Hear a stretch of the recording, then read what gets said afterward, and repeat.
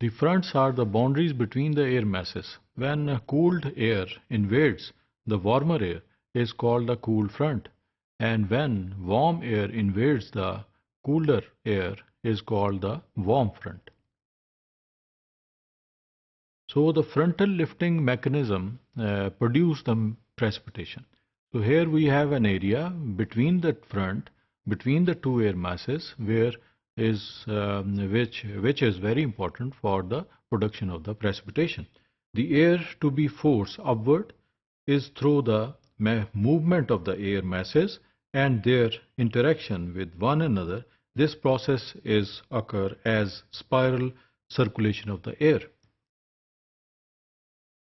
In warm fronts, air pushes the cold air mass, the warm air override the cooler air and move upward.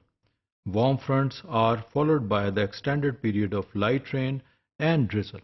So here we can say that कि जब warm air move करती है colder environment के ऊपर या cold air के ऊपर या cold air mass के ऊपर तो वो override करती हुई ramp की तरह से ऊपर move करती है and slowly and steadily we have the rainfall or drizzling. लेकिन इसका एरिया जो है रेनफॉल का प्रेसिपिटेशन का जो कि वार्म फ्रंट से क्रिएट होता है वो ज़्यादा है as compare to the cold front. इस स्लाइड में जैसे कि हम देख सकते हैं कि वार्म एयर मूव कर रही है टुवर्ड द कोल्डर इन्वायरमेंट या कोल्ड एयर की तरफ जिसका टेम्परेचर बहुत कम है. तो वार्म एयर जब मूव करती है तो सबसे पहले हम देखते हैं कि वहाँ पर रेन का करेक्टरिस्टिक्स हमें नज़र आती है. So this actually is a frozen precipitation, melts and reaches the ground as rain. And then we have the freezing rain, जो दूसरा इसका mechanism है.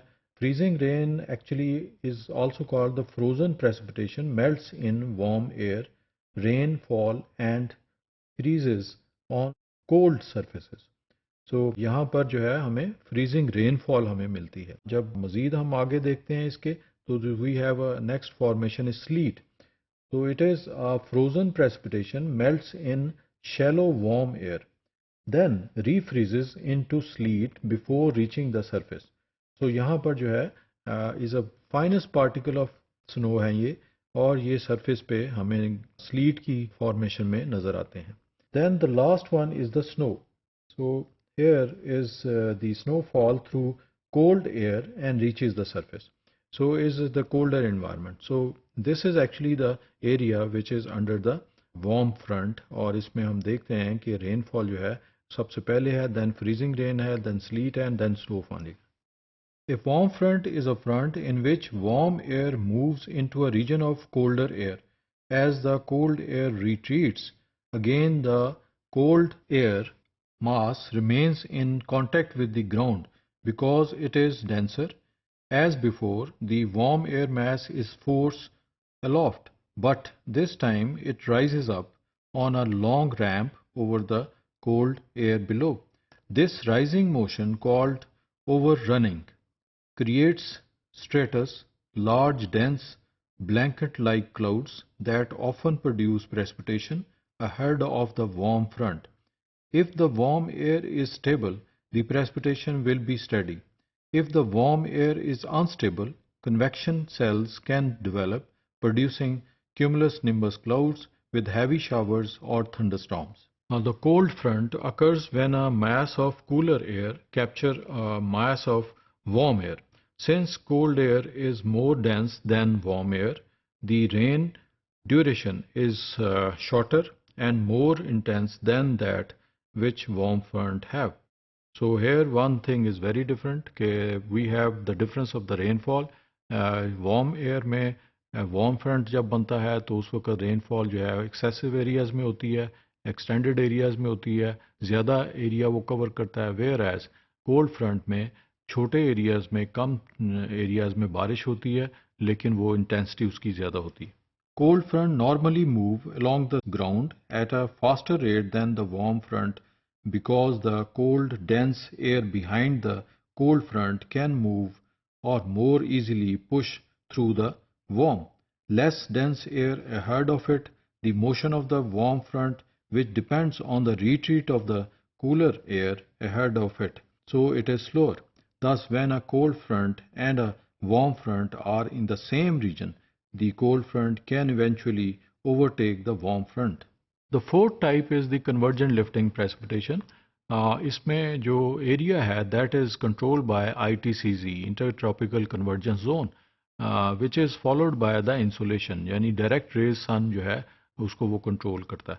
So direct rays से low pressure create होता है क्योंकि high temperature area है वो low pressure area is again covered by the wind which are coming from the high pressure zones. So वहाँ पर convergence होती है high pressure से wind की और वो lifting होती है. So that's why we have a process behind the precipitation is the convergent lifting. So उस convergent lifting की वजह से वहाँ precipitation जो हमें मिलती है rainfall की जो वहाँ पर excessive amount में हमें वो नज़र आती है, that is called the convergent lifting precipitation. So when air converges along the Earth's surface, it is forced to rise. Large-scale convergence can lift a layer of the air thousands or hundreds of kilometers across. So sometime it is hundreds of kilometers or thousands में भी हो सकती है because इसकी जो horizontal extension है वो followed by the insolation or the sun rays. So here we can see the low pressure which is created by the high temperatures, and this low pressure attracts the winds from the surrounding areas. ये surrounding areas में high pressure zones बनते हैं और इस तरह से ये movement start होती है from high pressure to low pressure and then converge होने के बाद ये lift करती है because temperature high है यहाँ और wind becomes light or water change into the gaseous form. So that's why we have the lifting of the air, or its lifting mechanism say we have the precipitation type which is called the convergent lifting precipitation.